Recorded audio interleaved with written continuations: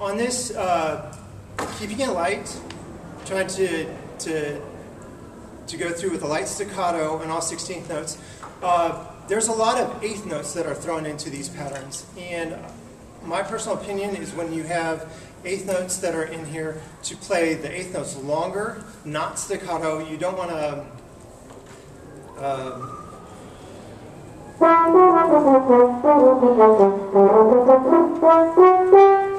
you want to think longer 8th notes to mirror more of the patterns that you have when you're slurring. So,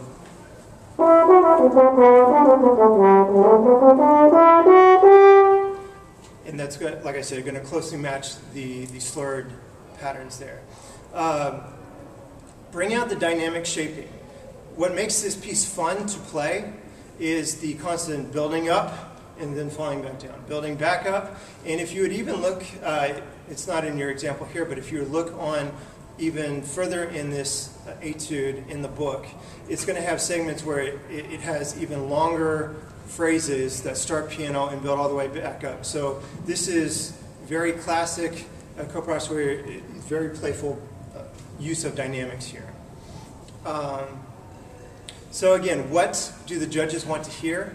Clean, clear articulation on this, tongue and finger dexterity, clean slurs when you have them. Do play dynamics. I'm going to kind of contradict myself here. There are a number of co-process etudes that have little to no dynamic markings. This is not one of them. It actually gives you more of a guideline to follow. Please bring that out as much as possible. That's what's going to have you stand out compared to someone else. Now, as far as the range goes between this and the first etude, it doesn't go higher than a G above the staff.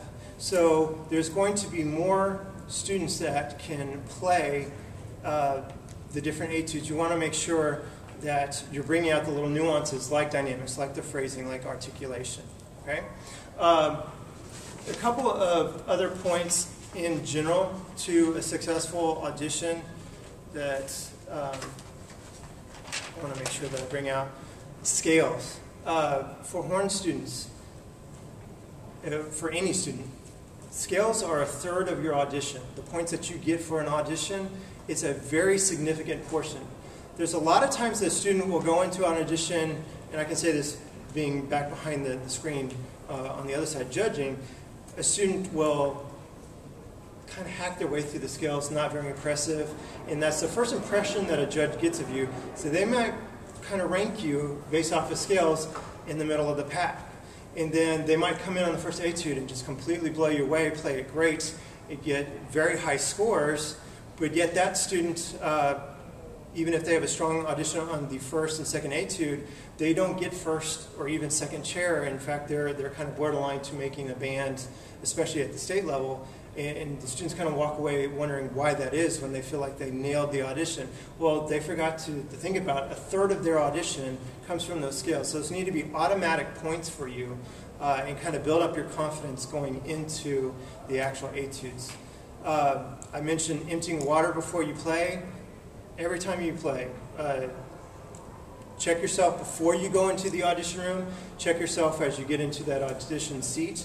The judges would much rather pause 5 to 10 seconds to have you empty water than hear you glugging through the songs. Practice with a metronome. When I was in high school, I used to think that practicing with a metronome was for percussionists and flutes and clarinets and brass players. We would try that later, maybe a couple weeks or a month before the audition. We would try to get that discipline and sit down with the metronome.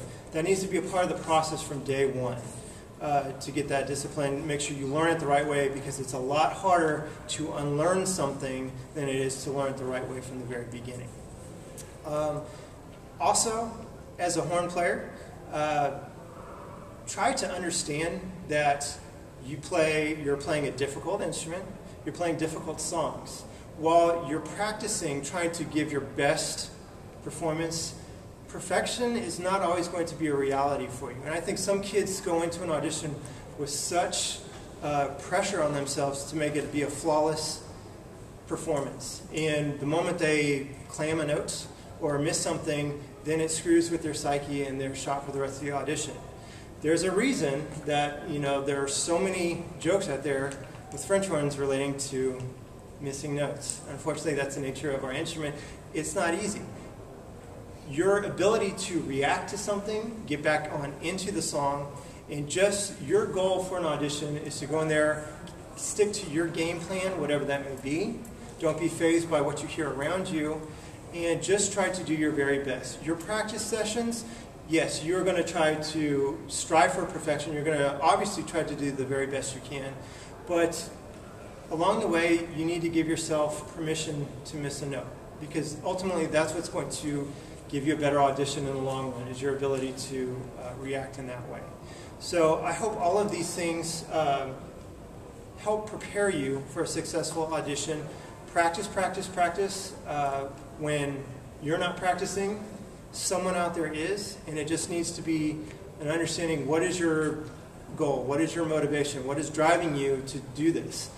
It's not easy because you are entering in a process where the sole purpose of it is to put yourself out there to be judged and to be ranked. That's not easy, okay? So that you need to have some kind of internal drive to push you to practice on those days where you really don't want to, okay? I can tell you that going through this process, when I was your age, being a part of region band, high school band, the all-state band, it's incredibly rewarding and something that will stick with you forever. Even if you don't go on to be a music major, it's going to be a lifelong memory that you'll have.